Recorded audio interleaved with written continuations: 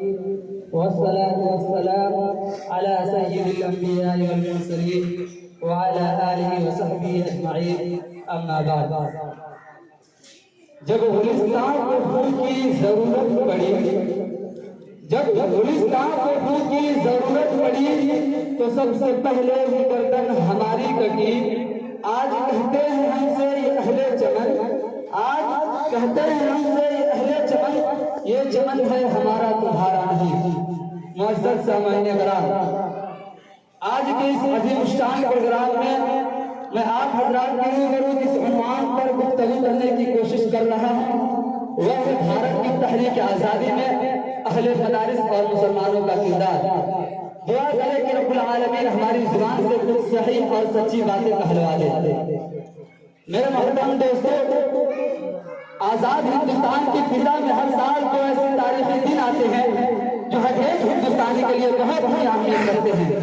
ان دنوں بھارت کا بسنے والا ہر ایک ناگرک عید پر خوشیاں مناتا ہے. ان دنوں میں سے ایک 15 اگست ہے، جس دن 150 سالوں کی قربانی جھیلنے کے بعد یہ ہندوستان آزاد ہوا، جس کی خوشی میں سارے ہندوستانیوں نے اپنا پہلا یوم آزادی منایا.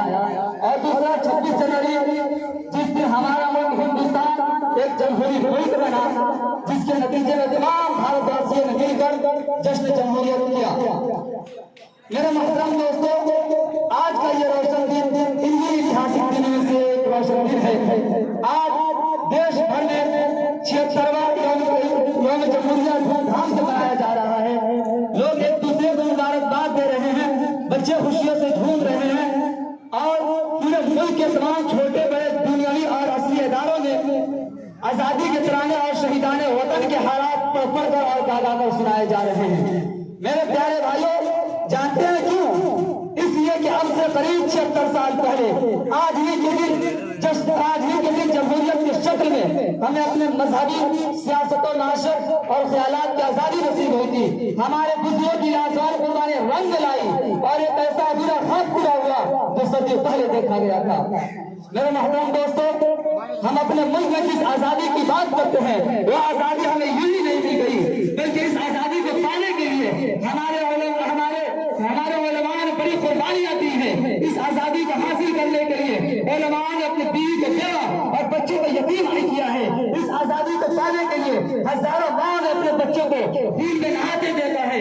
اس آزادی کو پانے کے لیے لاکھوں حکمان وطن نے اپنے گھروں کو قبرستان بنتے دیکھا ہے. خلاصہ یہ کہ ہماری اس خوشی کے پیچھے ایک ایسی خطرناک داستان لکھی گئی ہے جس کا ایک ایک وقت ہندوستانیوں کے خون سے رنگین ہوا ہے. تب جا کر یہ کہیں ہمیں ملکی اور جمہوری آزادی نصیب ہوئی ہے، اور اس میں سب سے زیادہ مسلمان اور علماء رہے ہیں. برادران ملت، میں آپ حضرات کو یہ یاد دلاتا چلوں کہ اس ملک کی آزادی کی جنگ 2 مرحلے میں لڑی گئی ہے. جنگ آزادی کا ایک دور 1757 سے 1857 کے درمیان گزرا ہے، جس کے بیچ نواب سراج الدولہ کی قیادت میں انگریزوں سے 3 جنگیں ہوئی. 1757 میں جنگ پلاسی، 1764 میں بکسر اور 1774 میں روائے کھنڈا کی جنگ. لیکن اپنے کی دفعہ بازی کے سبب ہر موڑ پر انگریزوں کو کامیابی ملی. 1799 میں شیر محسود ٹیپو سلطان کی سربراہی میں انگریزوں سے ایک زبردست مقابلہ ہوا، مگر بدقسمتی سے یہاں بھی اپنوں کی غداری نے ٹیپو سلطان کو کمزور کر دیا، جس کے سبب اس شیر دل حکمراں نے یہ کہتے ہوئے اپنی جان لٹا دی کہ شیر کی ایک دن کی زندگی گیدڑ کی 100 سالہ زندگی سے بہتر ہے. جب یہ بہادر مجاہد شہید ہو گیا تو انگریز گورنر ان کے سینے پر کھڑے ہو کر کہا کہ آج سے ہندوستان ہمارا ہے. چنانچہ اس جنگ میں ٹیپو سلطان کی شہادت کے بعد انگریزوں کے حوصلے آسمان تک پہنچ گئے.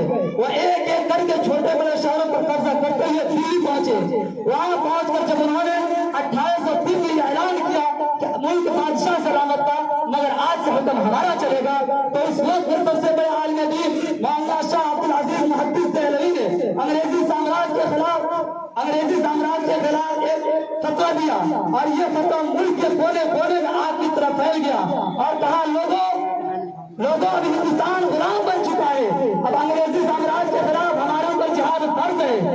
اس وقت میں کسی نواب اور راجا مہاراجا میں یہ حوصلہ نہیں تھا، لیکن ایک عالم دین نے جرأت کی اور اپنی ایک آواز کے ذریعے انگریزوں کی نیند حرام کر دی.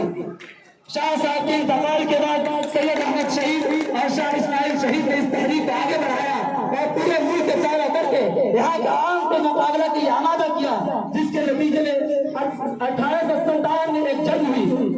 اس جنگ میں مسلمانوں کو کامیابی نہ مل سکی، اسباب و وسائل کی کمی کی وجہ سے یہ جنگ ہندوستانیوں کے حق میں کارگر ثابت نہ ہو سکی۔ اس جنگ کے بعد اس جنگ میں قریب 2 لاکھ مسلمان شہید ہوئے، جس میں 52,000 صرف علماء تھے۔ انگریز مورخ لکھتے ہیں دہلی پورا کا پورا قبرستان بنا دیا گیا تھا، جامع مسجد سے لے کر چاندنی چوک تک ہر طرف پر علماء کی لاشیں نظر لگتی ہوئی تھی۔ تو اس تحریک میں مسلمانوں کو کامیابی نہ مل سکی، لیکن اس کے باوجود بھی علماء نے اپنے حوصلے کو نہیں ہرایا۔ اس کے بعد بھی علماء نے اپنی کوشش جاری رکھی اور ایک نئے طریقہ ڈھونڈ نکالا۔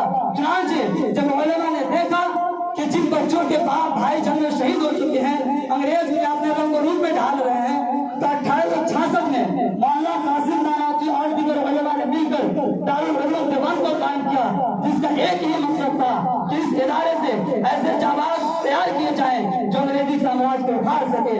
چنانچہ بعد میں چل کر اسی ادارے کا تربیت یافتہ مولانا محمود حسن دیوبندی نے انگریزی سامراج کے خلاف ایک عالمی تحریک چلائی، ریشمی رومال کے نام سے ایک عالمی تحریک چلائی، جس کے چلتے انگریزوں نے مولانا محمود حسن دیوبندی کو مالٹا کی جیل میں بھیج دیا۔ مزید 220 بڑے نامور علماء کے نام گرفتاری کا وارنٹ جاری ہوا۔